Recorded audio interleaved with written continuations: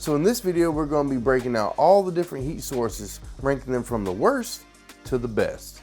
Before we jump into rankings, always remember that reptiles are ectothermic.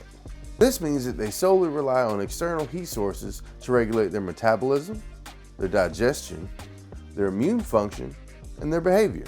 And a good heat source helps to keep your animal healthy. And a bad heat source can cause burns to your animal, along with failed sheds and long-term stress. So we're starting at the bottom with heat rocks. These things get way too hot and have no stable temperature control, and directly contact with the animal can lead to a lot of thermal burns. They're outdated and unsafe, and I recommend avoiding them all completely. Under tank heating pads are next on the list, and they are pretty awesome for snakes and geckos, but they do have their limitations.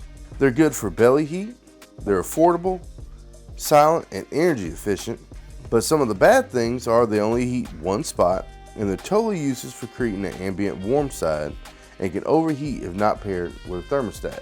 So terrestrial species in glass enclosures under tank heating pads work really well, but only if they're paired with an accompanying thermostat, which we do have all this stuff linked down in the description, so if you guys still want to check one out and test it out for yourself, you're more than welcome to, but stay away from them heat rocks.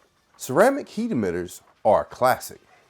They produce heat without actually producing any light, which is great for a lot of your nocturnal species.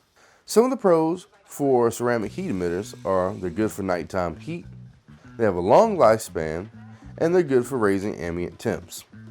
Some of the cons are they dry out your humidity in your enclosures, they do produce very harsh infrared sea heat, and get extremely hot and need safety cages. Ceramic heat emitters are a pretty solid heating option, but they're not just the only one on my list. So now we're going to move on to some of the more higher end options. Radiant heat panels are fantastic for larger enclosures, and especially for snakes and your arboreal species.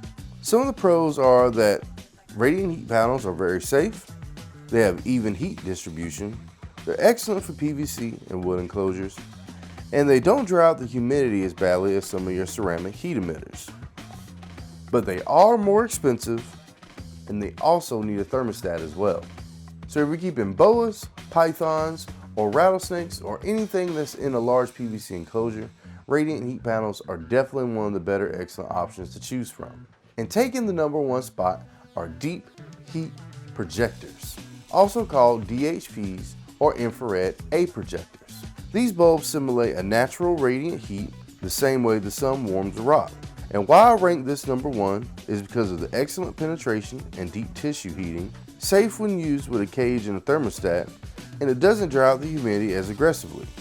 It works for diurnal and nocturnal reptiles and creates a naturalistic heat gradient. DHPs encourage natural behaviors, better digestion, and a healthier metabolism overall.